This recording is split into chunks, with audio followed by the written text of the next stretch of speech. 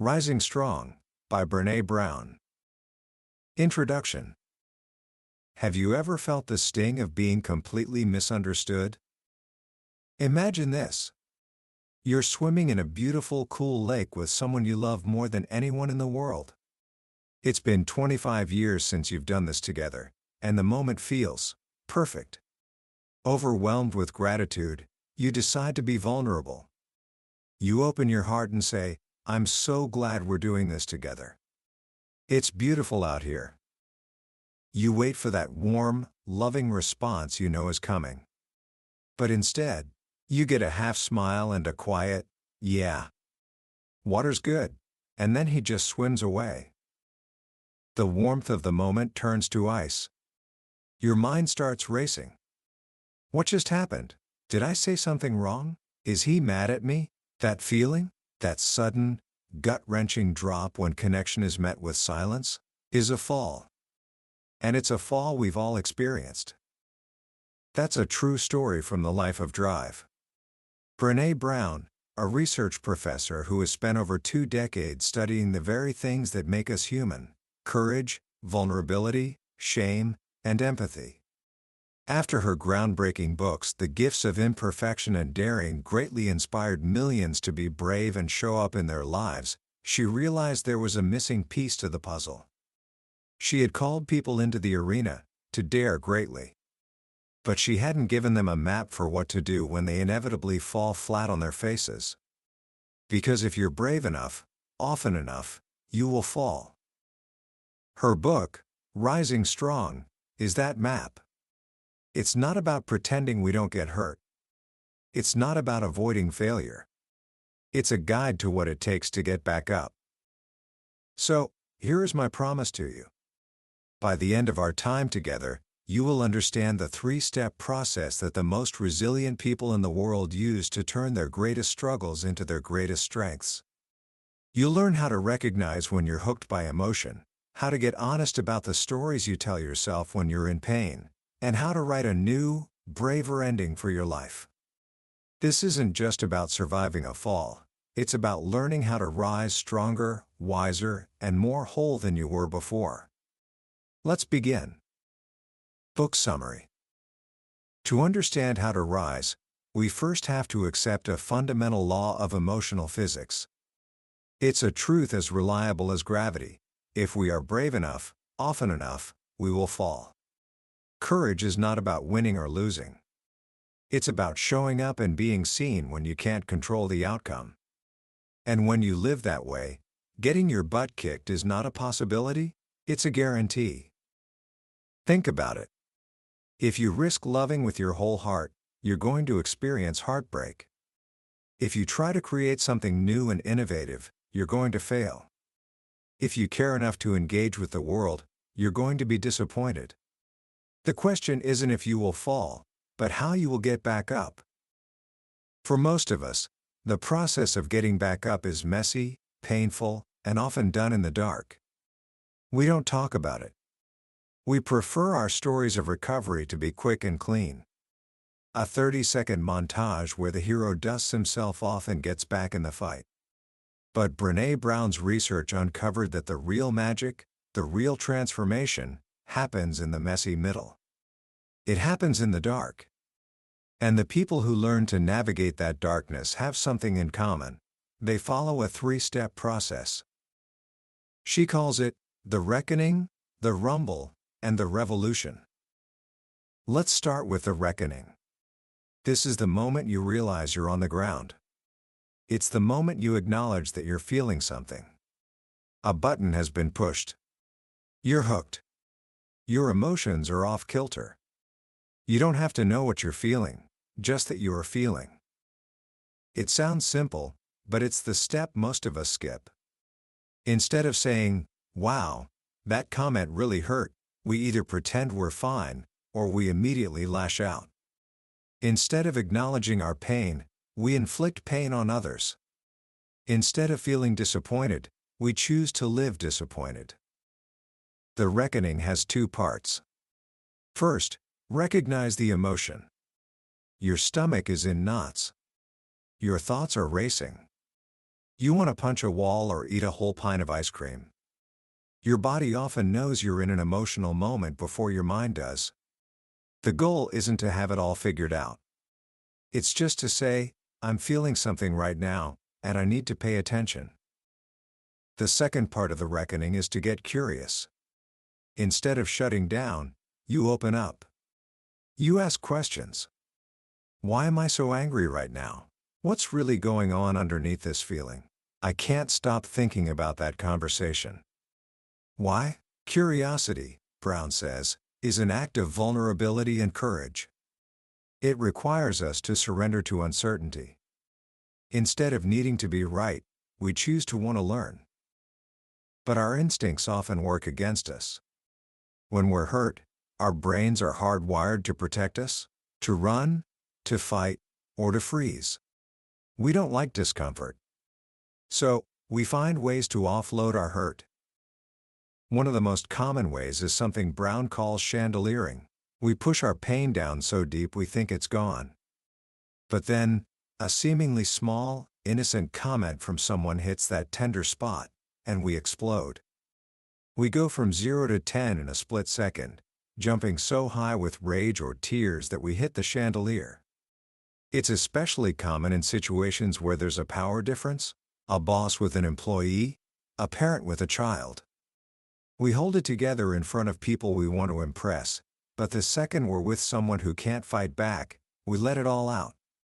This creates what she calls eggshell environments, where everyone is walking on eggshells, afraid of setting someone off. Another way we offload hurt is by bouncing it. Our ego, that part of us that needs to be right and look good, can't handle the vulnerability of being hurt. So its bouncers, anger, blame, and avoidance, spring into action. It's much easier to say, he's an idiot, than it is to say, what he did made me feel insignificant. It's easier to pretend we don't care than to admit we're in pain. And of course, there's numbing. We use food, alcohol, work, shopping, the internet, anything to take the edge off the sharp points of our emotions. But, as Brown famously says, you cannot selectively numb emotion. When we numb the dark feelings like grief and fear, we also numb the light. We numb our capacity for joy, love, and connection. The opposite of all this offloading is the reckoning. It's the brave choice to turn toward our story, to get curious about our pain, and to say a hearty yes to the emotional adventure that has just begun. Because the moment you fall, your hero's journey starts, whether you're ready for it or not. This brings us back to that lake in Texas. When Brene's husband, Steve, shut down her bid for connection, her first instinct was to go into self-protection mode. On the long swim back across the cove, her mind started writing a story. A very specific kind of story. She calls it the shitty first draft, or SFD for short. Anne Lamott, a writer she admires, calls this the child's draft, where you let it all pour out, knowing no one is going to see it. Brene's SFD went something like this: he's blowing me off. He must have looked at me swimming and thought, man, she's getting old. She sure doesn't rock a Speedo like she did 25 years ago. He's a jerk, and I'm going to make him pay for it later when he least expects it. This is the second and most critical phase of the process, the rumble. The rumble is where we own our story by getting brutally honest about the first version we're telling ourselves. The SFD. The minute we fall, our brain goes to work trying to make sense of what happened. But here's the problem: our brains are wired for story, not for truth. In the absence of data, we will always make up a story. It's a survival mechanism. Neurologically, our brain rewards us with a little hit of dopamine for creating a coherent narrative, for connecting the dots. The catch is, the story doesn't have to be accurate. It just has to feel certain. What we call a story based on limited data and a lot of fear-based imagination is really just a conspiracy theory. We confabulate. We create lies, honestly told, to protect ourselves. And the most dangerous stories we make up are the ones that diminish our own worth. Stories about being unlovable. Stories that tell us we're not good enough. Stories that say we don't belong. The rumble is the process of challenging that first story. It's the willingness to ask 3 questions. 1. What more do I need to learn and understand about the situation? 2. What more do I need to learn and understand about the other people in the story? 3. And the hardest one, what more do I need to learn and understand about myself? This is where Brene's story on the lake becomes a masterclass in the rumble. Instead of acting out on her SFD when they got to the dock, she did something revolutionary. She was exhausted and hurt, but she asked him, "Can you get back in the water?" She didn't accuse. She didn't attack. She chose curiosity. She shared her story. "I feel like you're blowing me off," she said, "and the story that I'm making up is," and she told him her fear about him thinking she was old and unattractive. This phrase, "the story I'm making up," is the key that unlocks the rumble. It's not an accusation. It's an invitation. It allows you to own your feelings without attacking the other person. Steve's first reaction was defensiveness. But then, after a long, difficult moment of treading water, he told her the truth. He wasn't looking at her and judging her.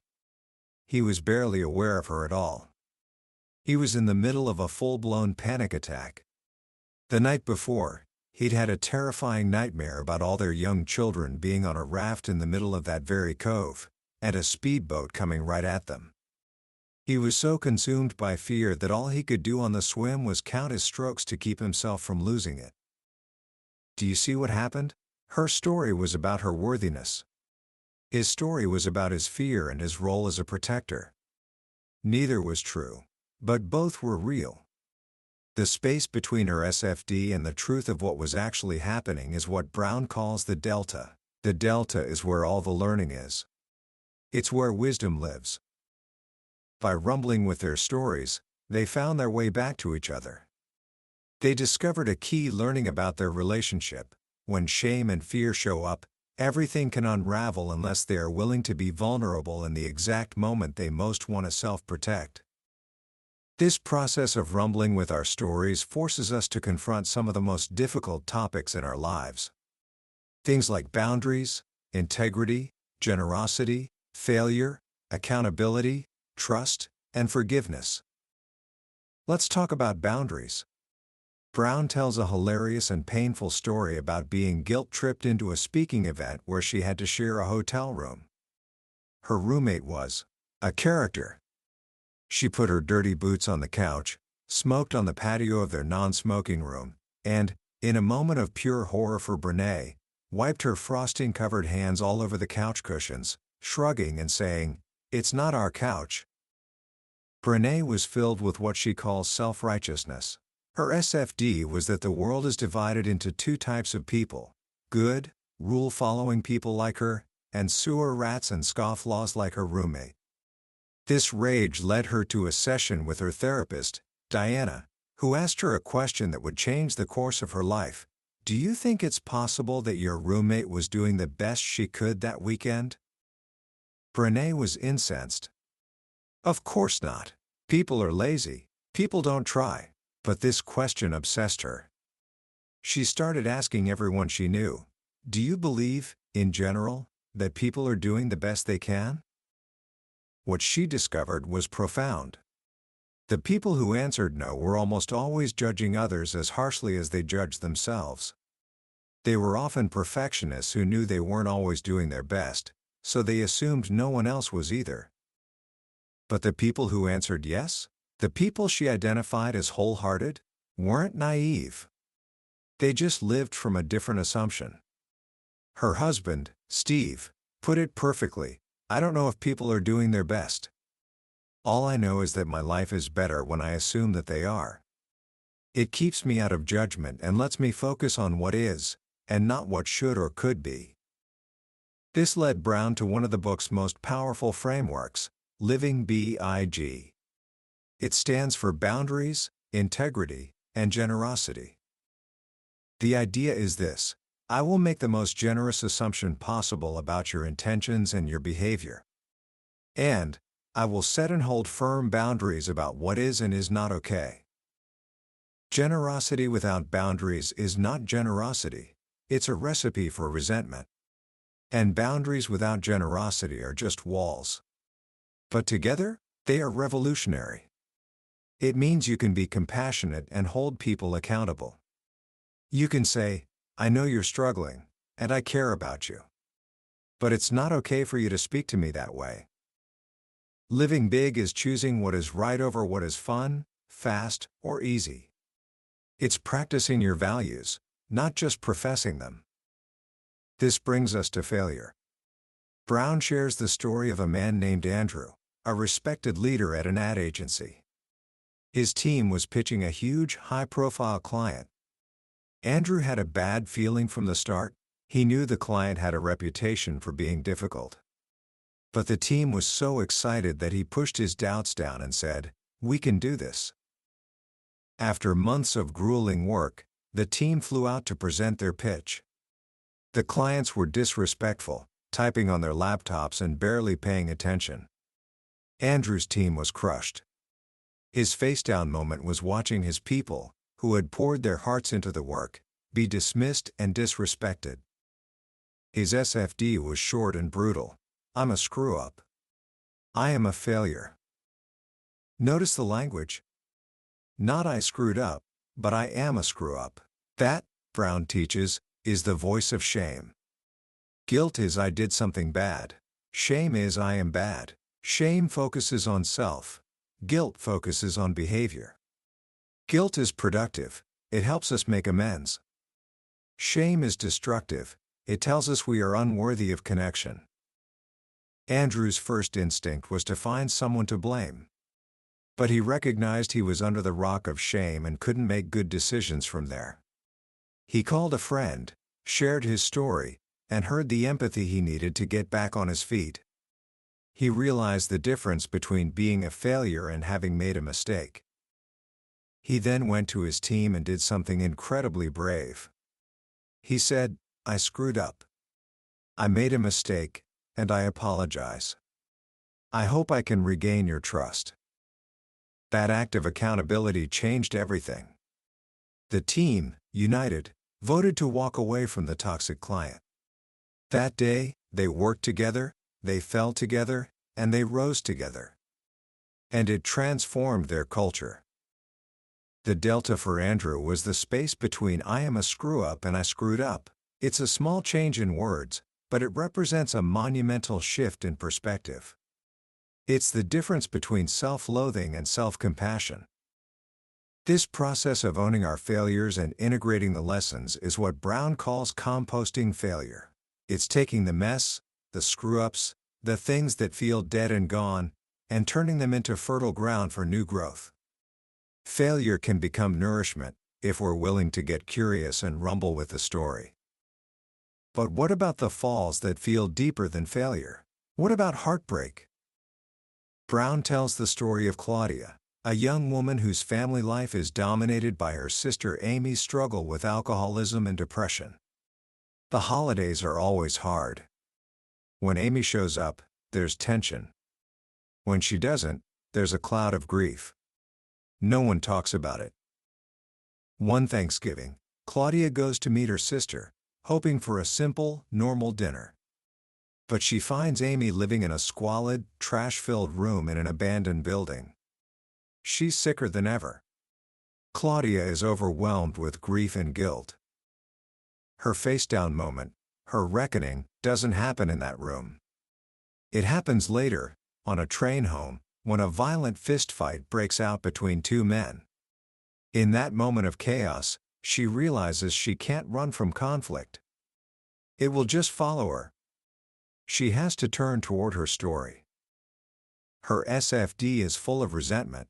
Why can't I just have a normal family? Why is it always so hard? And it's full of fear. If I try to help her, I'll get sucked in and it will destroy my life. If I don't help her, I'm a bad sister. Claudia's rumble is with expectations, disappointment, heartbreak, and grief. She has to let go of the fantasy of a normal family and accept the reality of her own. She has to learn that she can love her sister and still set boundaries to protect her own life and marriage. This is where Brown makes a crucial distinction. Heartbreak isn't just a big disappointment. Heartbreak is what happens when love is lost. It can be the loss of a person, or the loss of a relationship, or the loss of who someone used to be to addiction or illness. And where there is heartbreak, there is grief. Grief, Brown explains, is perhaps the emotion we fear the most. We try to pathologize it, to get over it, but we can't rise strong when we're on the run from our grief. The rumble requires us to feel it. Grief involves three things: loss, longing, and feeling lost. We have to be willing to sit in that discomfort.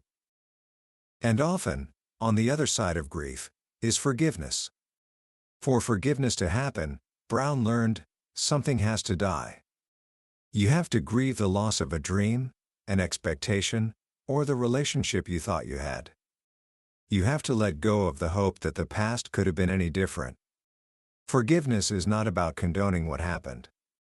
It's about taking back your life from the story of hurt, so you are no longer chained to the person who wronged you. The broken-hearted, Brown concludes, are the bravest among us. They are the ones who dared to love. This journey through the reckoning and the rumble brings us, finally, to the revolution. The revolution isn't a single event. It's what happens when this process becomes a practice, a new way of being in the world. It's when emotion washes over you, and your first thought isn't to run or blame, but to get curious. What's the story I'm making up right now? The revolution is about integration. It's about making ourselves whole. Brown tells a deeply personal story about her own identity. For years, she was ashamed of being a fifth-generation Texan. She wanted to be a sophisticated New York intellectual, not someone who says y'all and grew up shooting skeet. She was trying to disown a part of herself. Her rumble was with her own history, her own identity. It was about calling back home all the parts of herself she had abandoned. She realized she couldn't be all in if only parts of her showed up. To live a wholehearted life, we have to integrate all of our experiences, the falls, the struggles, the parts of us we're not proud of. As Walt Whitman wrote, "I am large, I contain multitudes." The revolution is when we stop being characters in our stories, not villains, not victims, not even heroes. We become the authors. We recognize that when we deny our stories, they define us. But when we own our stories, we get to write a brave new ending. This practice transforms not just our personal lives, but our families and our workplaces. Imagine a team at work where, instead of gossip and back-channeling, someone could say, "We need a rumble on that email from the boss. The story we're making up is that our project is being canceled." Imagine a family where a teenager could say, "The story I'm making up is that you don't trust me," opening the door for a real conversation instead of a shouting match. This is the revolution. It's a grassroots movement that starts with each of us finding the courage to own our stories of struggle. It's fueled by the freedom that comes when we stop pretending everything is okay when it isn't. We craft love from heartbreak, compassion from shame, grace from disappointment, and courage from failure. We are the brave and broken-hearted, and we are rising strong. Commentary. So, what do we take away from all this? If there's one lesson that sits at the very heart of rising strong, it's this: the most courageous act in the world is not avoiding the fall. It's learning how to get back up. And getting back up isn't a matter of willpower or toughness. It's a skill. It's a process. It's a practice. For so many of us, especially when we're young, we believe that strength means never showing that you're hurt. It means pretending you're invincible. But what BrenA Ï Brown shows us through years of research and powerful, honest storytelling, is that true strength lies in the exact opposite. It lies in the courage to acknowledge our pain, to get curious about it, and to share our story with someone who has earned the right to hear it. The single most practical and life-changing tool from this book is the concept of the SFD, the story I'm making up. It's a game changer because it gives us a language for our emotions that isn't an attack. Think about the last argument you had with a friend, a parent, or a partner. How much of it was about what actually happened, and how much of it was about the stories you were each telling yourselves about what the other person's actions meant? "You're not listening to me" becomes "the story I'm making up is that what I'm saying isn't important to you." "You're always late" becomes, "when you're late, the story I tell myself is that you don't respect my time." It changes everything. It turns a battle into an exploration. This book matters today more than ever because we live in a culture that is terrified of discomfort. We are experts at numbing, blaming, and pretending. We curate our lives on social media to show only the highlight reel, and we wonder why we feel so alone in our struggles. Rising Strong is a powerful antidote to that. It's a call to be real. It's permission to be imperfect. It reminds us that our wholeness, our very wholeheartedness, depends on integrating all of our experiences, especially the falls. So, how can you start putting this into practice right now? Today, here are 3 simple actions. First, try the 1-inch square. On a tiny piece of paper, write down the names of the people whose opinions truly matter to you. The people who will be there to pick you up when you fall, not to judge you for it. Keep it in your wallet or on your desk. When you face criticism, look at that list. If the person criticizing you isn't on it, their feedback doesn't get a front row seat.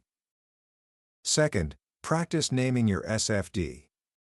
The next time you feel that flash of anger, hurt, or shame, just pause. You don't have to do anything about it. Just ask yourself, what's the story I'm making up right now? Simply noticing that first, fear-driven narrative is a revolutionary act. It creates a tiny bit of space between your feelings and your reaction. In that space lies your freedom to choose a different response.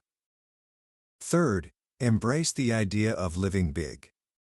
Make the most generous assumption you can about someone else's behavior, while also being clear about your own boundaries.